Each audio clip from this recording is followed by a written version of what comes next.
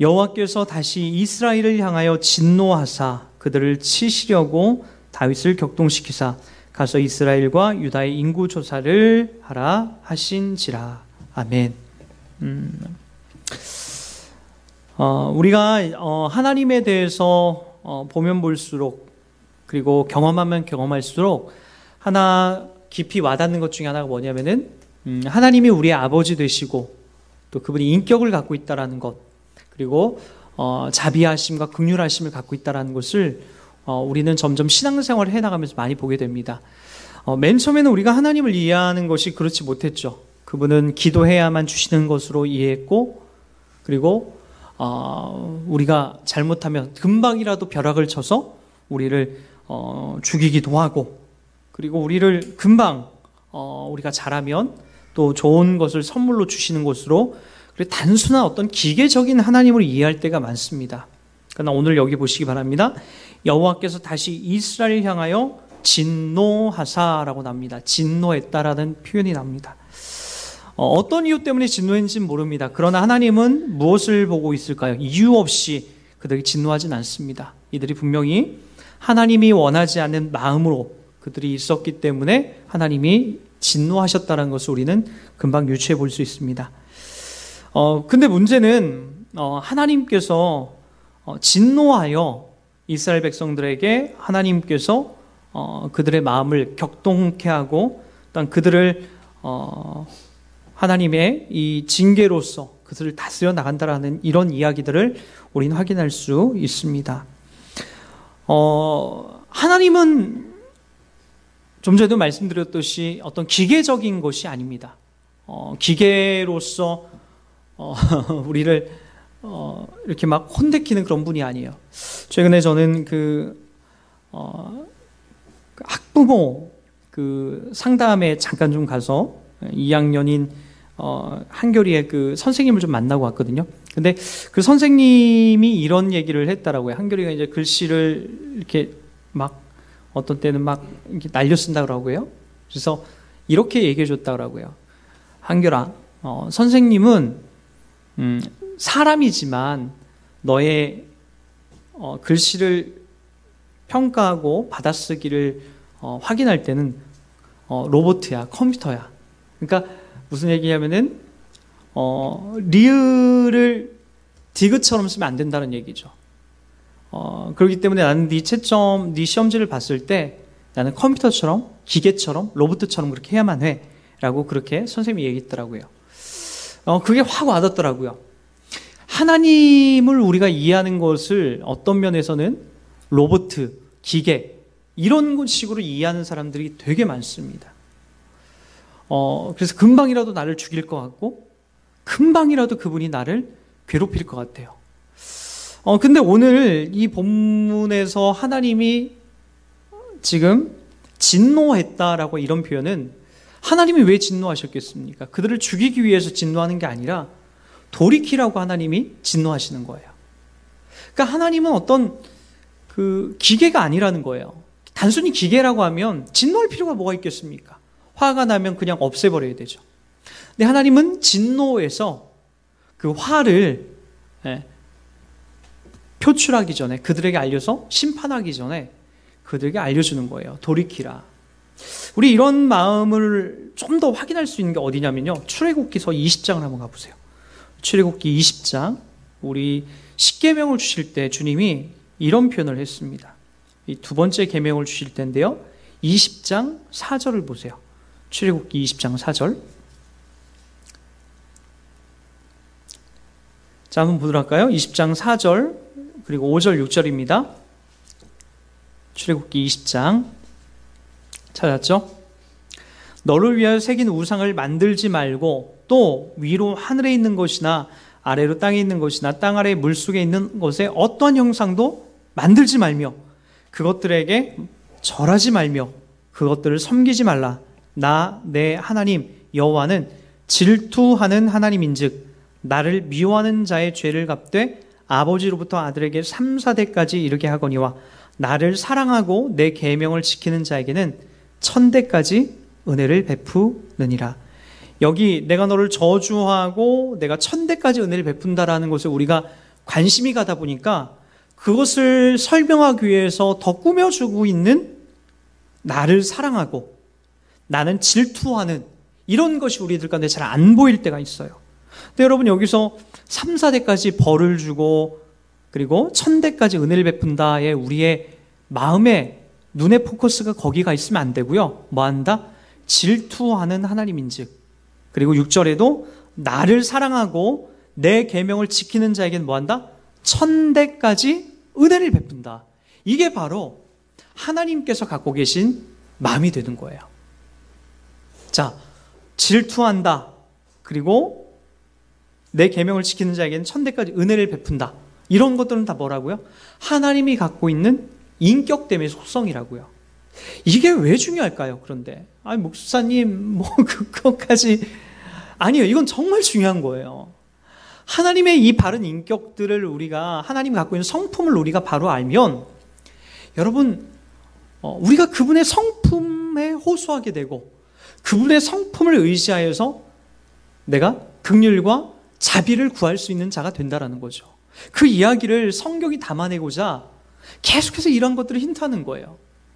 왜 그분이 인구조사를 통해서 진노하시도록 왜 그 길로 이끌어가게 될까요? 그것은 여러분 당연한 거예요. 하나님이 범죄하여 잘못된 길을 갈 때마다 그분은 진노부터 하시는 거예요. 벌을 주는 것이 먼저가 아니라 진노하시는 거예요. 여러분, 우리들에게도 동일한 이런 마음이 있지 않습니까?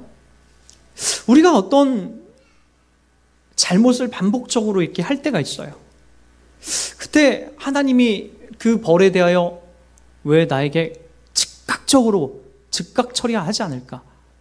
여러분, 우리는 구약의 율법의 그런 과정 속에서 우리의 본보기는 율법에 비춰보면 우리는 즉각적으로 범죄하면 죽게 되어 있어요. 그러나 하나님이 죽이지 않습니다. 왜 안 죽일까요? 그분의 인격에 호소하는 거고 다시 돌아오라고 하는 거예요. 더군다나 오늘 약속한 것처럼 그분은 우리들에게 예수 그리스도의 그 언약을 주심으로써 그리하여 누구를 보게 하는 거죠? 하나님이 얼마나 자비롭고 노하기를 더디하신 하나님인지를 우리 가운데 확인시켜 주는 거죠. 질투한다. 그리고 또는 은혜를 베푼다. 다 뭐라고요? 하나님이 기계가 아니라 로봇가 아니라 우리를 사랑하시고 우리를 지켜내시고자 하는 하나님의 깊은 속성이라는 것을 우리는 확인할 수 있습니다. 이것이 왜 중요한지 신학에서는 이렇게 설명합니다. 우리 한번 신약성경 우리 한번 가보도록 할까요? 자, 이 땅에 성육신으로 오신 예수님도 이와 같은 똑같은 마음을 갖고 있습니다. 마태복음 14장을 한번 가보세요. 14장 13절부터 조금만 보도록 할게요.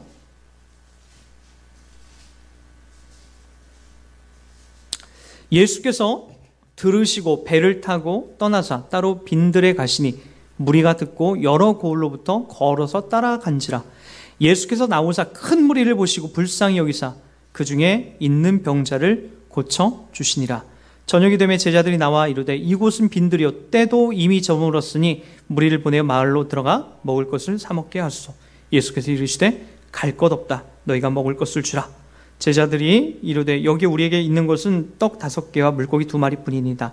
이르시되 그것을 내게 가져오라 하시고 무리를 명하여 잔디 위에 앉게 하시고 떡 5개와 물고기 2마리를 가지사 하늘을 우러러 축사하시고 떡을 떼어 제자들에게 주시매 제자들이 무리에게 주니 다 배불리 먹고 남은 조각을 12바구니에 차게 거두었으며. 자, 보십시오. 주님께서 오병이어의 사건의 이 연장선 속에서 선 속에서 무엇을 하시냐면 14절을 보세요. 예수께서 나오사 큰 무리를 보시고 불쌍히 여기사 그 중에 있는 병자들을 고쳐주시니라 라고 얘기합니다. 어떻게 여기신다라고요? 불쌍히 여기사예요. 하늘에서 육신을 입고 이 땅에 내려오신 예수 그리스도조차도 누구를? 힘들고 괴로운 인생을 살아가는 사람들을 불쌍히 여기는 그런 마음으로 바라보고 있다는 거죠. 그러니까 이거는 하나님께서 어떤 마음이요? 어떤 고목나무나 우리가 빌어서 어떤 치성을 들여서 되는 문제가 아니라 하나님의 인격과 이 자비하심, 아니 오히려 좀 더 깊이 들어가 보면은 여기 아무것도 구하지 않은 사람들을 향하여서 주님이 자비와 긍휼을 베푸시는 이 크고 넓은 모습을 볼 수 있다는 거예요. 왜요? 불쌍한 사람들이거든요. 또 그것만이 아니죠. 아무것도 먹지 못하고 있는 사람들을 그날 제자들은 가서 돈으로 시내에 나가서 먹을 거 사 먹게 하십시오라고 했을 때 주님께서 자비와 긍휼을 베풀어 주셔서 어떻게 하고 있는 거죠? 축사하여 물고기 2마리와 떡 5개로 5,000명을 먹이는 이 놀라운 일들을 진행하십니다. 그러나 여러분, 우리 요한복음에서 이 오병이어 사건이 어떻게 연장이 되죠? 바로 나를 먹으라. 오병이어 사건은 예수님의 살과 피를 뜯는 사건입니다. 그것을 미리 보여주는 거죠. 그거 먹고 너희들 배부르지 않느냐. 주님이 이 땅에 오셔서 하시는 일들이 그렇다는 거예요. 우리가 예상하는 것과는 다릅니다. 왜 예수님이 십자가에 못 박혀 죽었죠? 그리고 왜 사람들은 그 십자가에 못 박혀 죽을 때에 다 뿔뿔이 도망가고 예수님을 향하여 저주했죠? 그렇게 오실 분이라고 상상을 못했기 때문인 거죠. 예수님은 어떻게 오셔야 정상이라고 그들은 봤죠? 힘과 권력이에요. 능력이에요. 큰 부귀와 영화로, 그리고 큰 무게감으로 로마를 없애고 헤롯 대왕을 없애고 이스라엘을 회복하는 것에 온통 모든 집중과 혈안이 돼 있었던 것이 그 당시 사람들입니다. 근데 의외로 예수님이 그렇게 안 오시거든요. 어떻게 오시죠? 이사야서 53장의 예언대로 정말로 도살장에 끌려가는 힘없는 양처럼 그렇게 그분이 오시더라는 거예요. 그리고 그분의 살과 피를 다 찢어서 우리들에게 주시는 거죠. 그게 바로 예수님이 오신 자리이고 그분이 오신 인격의 자리예요. 그러나 사람들이 요구한 건 뭐죠? 그런 거 필요 없다라는 거예요. 힘과 권력만 달라는 거죠. 능력만 달라는 거죠. 우리를 해방만 시켜달라는 거죠. 우리가 예상하는 것과는 너무나 달라요. 하나님, 우리를 불쌍히 여길 필요도 없고 우리를 향해서 긍휼과 자비와 눈물을 흘릴 필요도 없습니다. 그냥 우리를 해방시켜 주시고 우리의 손이나 들어주십시오. 그것이 예나 지금이나 하나님을 이해하는 우리의 신앙의 모습이 아닐까, 저는 상당히 그것이 두렵습니다. 그러나 주님은 그 자리가 아니라고 합니다. 죽어야 되는 자리고 눈물 흘려야 되는 자리고 여러분을 향해서 불쌍히 여기시는 분이 바로 이 땅에 성육신하에 오신 예수 그리스도라고 얘기하십니다. 여러분, 이러한 것들을 통하여서 우리가 소망을 가질 수 있는 건 뭡니까? 우리 한번 마태복음 6장으로 한번 가보도록 할까요?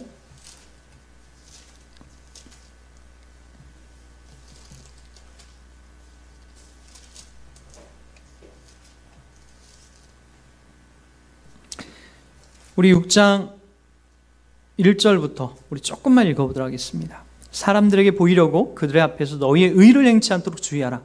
그리하지 아니하면 하늘에 계신 너희 아버지께 상을 받지 못하느니라. 그러므로 구제할 때에 외식하는 자와 사람에게 영광을 받으려고 회당과 거리에서 하는 것 같이 너희 앞에 나팔을 불지 말라.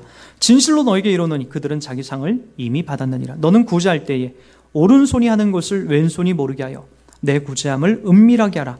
은밀한 중에 보시는 너희 아버지께서 갚으시라. 또 너는 기도할 때에 외식하는 자와 같이 하지 말라. 그들은 사람에게 보이려고 회당과 큰 거리 어귀에서 서서 기도하기를 좋아하느니라. 내가 진실로 너에게 이르노니 그들은 자기 상을 이미 받았느니라. 너는 기도할 때에 내 골방에 들어가 문을 닫고 은밀한 중에 계신 내 아버지께 기도하라. 은밀한 중에 보시는 내 아버지께서 갚으시리라. 또 기도할 때에 이방인과 같이 중언부언하지 말라. 그들은 말을 많이 하여야 들으실 줄 생각하느니라. 그러므로 그들을 본받지 말라. 구하기 전에 너희에게 있어야 할 것을 하나님 너희 아버지께서 아시느니라. 그러므로 너희는 이렇게 기도하라. 하늘에 계신 우리 아버지여, 이름이 거룩히 여김을 받으시오며. 자, 무슨 얘기를 하는 걸까요? 하나님이 누구인지 생각해봐라. 하나님이 누구냐? 로봇이냐? 기계냐? 그게 아니라는 거예요. 어떤 의미죠? 계속해서 반복하는 게 뭐예요? 기계적으로 반복적으로 너희들 그렇게 하지 말라는 거예요. 외식하고 자랑하고 사람에게 보이려고 하는 것은 하나님도 너희들한테 그렇게 하지 않았다. 그 자리는 너희들은 아무리 하나님 앞에 그렇게 하더라도 하나님이 받으시지 않는다. 어떻게 하라는 거예요? 은밀하게 하나님이 너희들 하는 걸 본다. 내가 기도하는 것 보신다. 네가 구제하는 것 사람들에게 알리면서 너희를 홍보하면서 자랑하면서 과시하면서 하지 않아도 아무도 안 알아줘도 하나님이 너희들의 기도와 간구를, 너희들의 구제와 헌신을, 섬김을 하나님이 아신다라는 이야기를 담아내고 있습니다. 왜요? 하나님은 기계가 아니기 때문에 그래요. 아무도 알아주지 않더라도 너희들 이 길 가라. 괜찮다. 내가 보고 있다. 아버지가 보고 있다. 그 이야기를 지금 그렇게 하는 거죠. 여러분, 며칠 전인가요? 내용의 기도인가? 극동방송에서 그 아침에 하는 목사님이 나와서 기도해주는 그 프로그램이 있어요. 그 라디오에서 나오죠? 극동방송. 예전엔 저는 그게 참 듣기가 싫었는데 어느 순간부터는 짠하더라고요. 마음이 짠하고 저도 어떤 땐 같이 기도하게 되고, 그 중에 제가 들었던 가장 딱한 사연이, 아무래도 저와 가는 길이 비슷한 분이어서 그런지 몰라도 어느 한 목사님이 전화했어요. 전화해가지고 개척교회를 하는데 처음에 몇 명 있었던 성도도 지금 다 떠나고 아내는 폐암이 걸렸대요. 아내가 또 폐암 걸려서 그렇게 되다 보니까 아내는 또 남편하고 목사님하고 이혼하자라고 도발대발하고 있다라고요. 당신 때문에 폐암 걸렸다라고. 이 목사님이 너무나 답답해서 그 극동방송 거기 목사님이 기도해 준 데다 전화를 한 거죠. 어떻게 될지 모르겠다라고. 아내가 제일 원망스럽고, 그리고 성도도 하나도 없게 되니까, 다 떠나고 나니까 집에 가서 내가 갖고 있는 화를 아내한테 다 쏟아내고, 또 아내는 그 화를 받아서 그렇게 큰 스트레스와 그런 고통 속에서 이 폐암이 온 것 같다. 본인을 자책하면서 막 엉엉 우시더라고요. 참 마음이 아프더라고요. 참 개척해서 그 한 교회를 잘 해보겠다라고 얼마나 물질적인 헌신과 또 자기 시간과 열정을 거기에 쏟아붓겠습니까? 그래서 몇 명 있던 성도는 다 떠나고 병만 없고 빚만 지고 분노만 차오른 그 상황에서 저는 그 목사님이 아주 잘했다고 생각됩니다. 어떤 면에서요? 자폭하거나 포기하지 않고 다시 내가 목사지만 자존심 버리고 그 저담모드를 눌러서 바로 내가 하나님 앞에 내가 기도하여 다시 내가 힘을 얻겠다라고 하는, 그게 바로 골방이 아닐까요? 목사님들이 자존심이 무지하게 셉니다. 저도요. 참 희한해요. 개척교회인데도 어지간한 큰 교회 목사님은 앉으려고 합니다. 자기가 개척을 해서 성도가 다 흩어지고, 사모는 폐암이 걸리고 사모와 매일같이 분노하며 싸웠다라는 이야기를 방송에다 대고 이야기할 수 있는 용기를 가진 분은 없습니다. 저는 이 목사님이 참 존경스러웠어요. 과연 만약에 나도 저런 상황이라면 나도 다시 한번 저렇게 소망의 기도에 내가 전화를 걸 수 있을까? 전 못할 것 같아요. 자존심만 부득부득 내세우다가 그렇게 마무리할 것 같아요. 참 이 목사님은 존경스럽더라고요. 여러분, 그 자리라고 저는 확신합니다. 비록 우리의 처지와 환경과 여건은 정말로 보잘것없고 아무도 알아주지 않는 자리일런지 모르지만, 그래도 골방으로 가서, 그래도 아무도 알아주지 않더라도 내가 서 있는 자리에 가서 여전히 하나님 앞에 기도하고 간구하며 그분의 뜻 앞에 내가 서서 나가게 되는 거죠. 왜 이렇게 해야 될까요? 왜 이런 억울하고 왜 고민되는 자리를 그래도 우리가 가야 되는 걸까요? 여러분, 오늘 말씀이 그렇게 우리들 가운데 이야기합니다. 하나님이 보고 계시다라는 거예요. 하나님 듣고 계시다라는 거예요. 하나님 보고 듣고 계시면 왜 응답하지 않습니까? 여러분, 결판은요, 여러분 이때 끝나는 게 아니에요. 우리의 결판은 여러분 우리의 영혼 속에서 포함되어 있는 거지, 영혼 중에 점 같은 지금 이 시간 때문에 우리가 절망하고 좌절하지 않는 겁니다. 나에게 준 길이라면 여전히 가는 거예요. 더욱이 오늘 성경이 뭐라고 얘기하죠? 너희는 이렇게 기도해라. 하늘에 계신 우리 아버지라고 합니다. 누가 가르쳐 준 거라고요? 예수님께서 역사 속에서 인격과 자비와 은혜를 갖고 우리를 찾아오신 그분께서 하나님을 감히 아버지라고 부르라고 합니다. 말도 안 것 아닙니까? 왜 고통스러운지, 왜 절망스러운지, 왜 힘이 드는지가 중요한 게 아니라 하나님이 나의 아버지라고 합니다. 여러분, 이 땅에 계신, 이 땅에서 존재했던 사람들 중에 가장 절망스러운 자리를 간 사람이 누굽니까? 저는 이 땅에 오신 예수 그리스도 외에는 없다고 생각합니다. 하늘 영광을 버렸다는 거예요. 그것이 얼마나 크고 귀한지 여러분 성경은 감히 그것을 다 기록하지 못합니다. 그 영광을 내려놓고 그분이 육신을 입고 이 땅에 내려오셔서 아무도 죽지 않으려는 십자가에 그분이 죽으신단 말이에요. 여러분, 우리는 빈손으로 왔지만 예수님은 저 하늘에서 무한한 영광을 누리던 분이에요. 빈손으로 계시던 분이 아니라는 거예요. 우리가 빈손으로 죽어서 그냥 죽는 거 당연하지만 주님은 어마어마한 영광을 갖고 누리시던 분이 이 땅에서 그렇게 돌아가십니다. 가장 억울하고 가장 힘든 길이 바로 예수 그리스도가 가셨던 십자가의 길이죠. 우리가 아무리 힘들고 아무리 버겁더라도 예수님이 가셨던 길에 우린 신들매를 풀기도 감당하지 못하는 그런 존재들입니다. 여러분 꼭 기억하시기 바랍니다. 주님이 그렇게 우리를 부르십니다. 그분의 인격과 그분의 진노와 그분의 질투하심과 그분의 은혜 속에서 여러분 한 명 한 명을 지금도 키워나가고 있습니다. 여러분 한 명 한 명을 지금도 설명하고 설득해 나가고 있습니다. 그 내용 앞에 저와 여러분이 서야 되지 않겠습니까? 그렇게 하나님을 신뢰하고 그렇게 하나님을 믿으면서 나가는 저와 여러분이 되길 주의 이름으로 부탁드리겠습니다.